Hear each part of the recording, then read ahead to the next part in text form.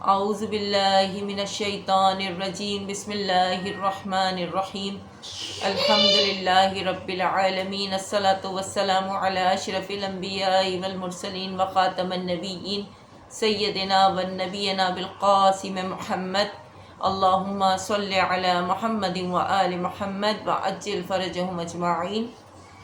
رسول خدا صلی اللہ علیہ وآلہ وسلم کے زمانے میں جب کہ اسلام کا ابتدائی دور تھا اور تمام کے تمام مسلمان محاذ جنگ پر نہیں جا سکتے تھے، کیونکہ اس صورت میں اہل و عیال کی احوال پرسی کرنے والا کوئی باقی نہیں رہتا، اور پھر معاشی صورتحال بھی اس بات کا تقاضا کرتی تھی کہ کچھ لوگ شہر ہی میں رہیں اور محاذ جنگ پر نہ جائیں۔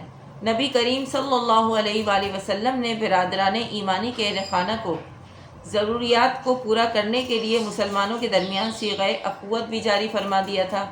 چنانچہ ہر دو مسلمان جن کے درمیان فکری لحاظ سے مناسبت پائی جاتی تھی صیغہ اخوت میں باندھ دیے گئے تاکہ ان میں سے ایک جب محاذ جنگ پر جائے تو دوسرا ان کے اہل و عیال کی معاشی ضروریات کا خیال رکھے۔ غزوہ تبوک کے موقع پر سعید ابن عبد الرحمن اور سالبہ انصاری کے درمیان برادری کا یہ رشتہ قائم کر دیا گیا۔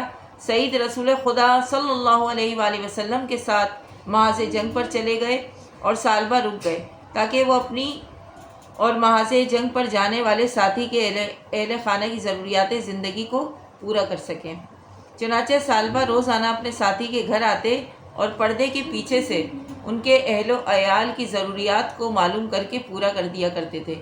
لیکن ایک دن اچانک سالبہ کی نگاہ سعید کی بیوی پر پڑی اور وہ اپنے آپ پر قابو نہ پا سکے، یہاں تک کہ وہ دست درازی کر بیٹھے۔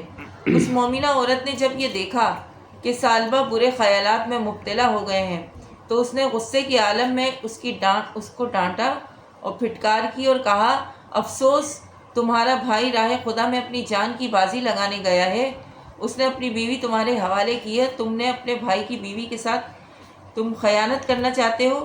سالبہ ایک مومن آدمی تھا، گناہ کا یہ خیال بس ایک اتفاق کا نتیجہ تھا۔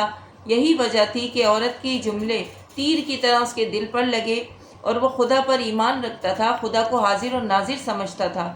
گناہ کا یہ ارادہ تو صرف ایک معمولی سی غفلت کا نتیجہ تھا۔ یہی وجہ تھی کہ اس کے دل میں احساس ندامت پیدا ہوا اور وہ توبہ استغفار کرتا ہوا مدینے کے ویران پہاڑوں پر چلا گیا۔ پیغمبر اکرم صلی اللہ علیہ وآلہ وسلم اپنے اصحاب کے ساتھ جنگ سے واپس لوٹے تو ساتھ میں سعید بھی آیا۔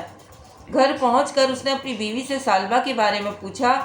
اس نے بتایا کہ وہ روزانہ آتا تھا اور میری ضروریات زندگی کو پورا کرتا تھا، لیکن ایک دن اس نے برے کام کا ارادہ کیا تو میں نے غصے میں اسے کافی برا بھلا کہا، چنانچہ وہ روتا اور گر گراتا ہوا یہاں سے چلا گیا، اور اب میں نے سنا ہے کہ وہ مدینے کے ویران صحرا میں پہاڑوں پر جا کر توبہ استغفار میں مصروف ہے۔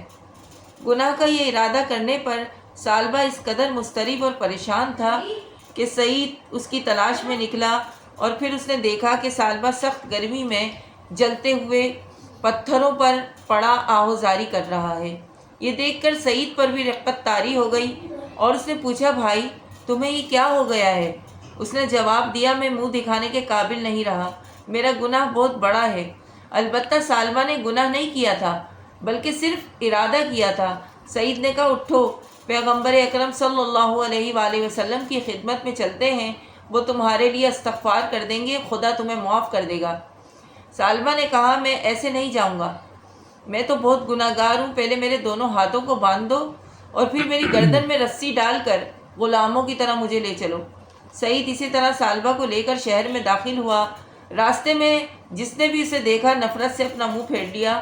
خود اس کی بیٹی نے اس کے سامنے آ کر کہا، بابا یہ آپ نے کیسی رسوائی کا سامان کیا ہے؟ اس نے جواب دیا، ذلت اور رسوائی میرے گناہ کی وجہ سے ہے، میں گناہ گار ہوں اور منہ دکھانے کے قابل نہیں رہا۔ بیٹی بھی اپنے باپ کے ساتھ چلی اور اس روایت میں ہے کہ حضرت علی علیہ السلام کی خدمت میں پہنچے۔ حضرت علی نے اسے سرزنش کرتے ہوئے کہا، کیا تم نہیں جانتے کہ جو شخص راہ خدا میں جہاد کرنے کے لیے محاذ جنگ پر جاتا ہے وہ خدا کے نزدیک کتنا محترم اور صاحب عزت ہے؟ پھر تم نے اس کی بیوی کے ساتھ برے کام کا ارادہ کیوں کیا؟ پھر یہ لوگ پیغمبر اکرم صلی اللہ علیہ وآلہ وسلم کے دولت قدا پر پہنچے۔ حضرت صلی اللہ علیہ وآلہ وسلم کو بتایا گیا کہ سالبہ آیا ہے، وہ گناہ گار ہے اور چاہتا ہے کہ آپ اس کے لیے دعا کریں، خدا سے مغفرت کی دعا فرما دیں۔ جب حضور نے اس کے گناہ کی بابت دریافت فرمایا تو سارا ماجرا آپ صلی اللہ علیہ وآلہ وسلم کے سامنے بیان کر دیا گیا۔ یہ سن کر پیغمبر اکرم صلی اللہ علیہ وآلہ وسلم کی پیشانی پر بل پڑ گئے اور سالبہ سے فرمایا یہاں سے نکل جاؤ۔ آپ نے یہ نہیں فرمایا کہ خدا نے تجھے معاف کر دیا۔ پیغمبر اکرم نے اسے لوٹ جانے کا حکم دیا اور خود انتظار میں رہے کہ اس کے بارے میں کیا وحی نازل ہوتی ہے، کیونکہ خداوند عالم کی نافرمانی ہی گناہ عظیم ہے۔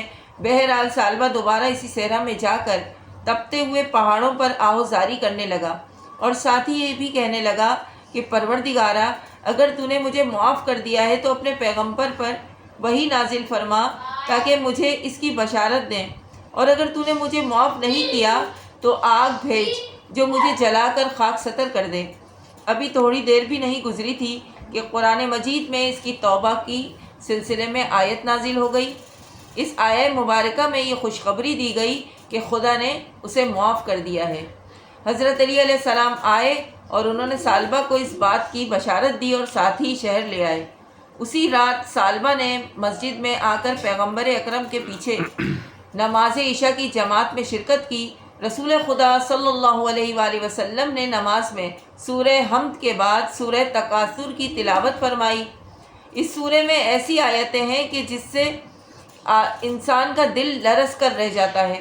مختصر یہ کہ سالبہ کا دل صاف و شفاف اور پاک و پاکیزہ ہو چکا تھا اور وہ ان عذاب والی آیتوں کو برداشت نہ کر سکا اور ایک چیخ مار کر گر پڑا۔ نماز کے ختم ہوتے ہی لوگ اس کے ارد گرد جمع ہو گئے۔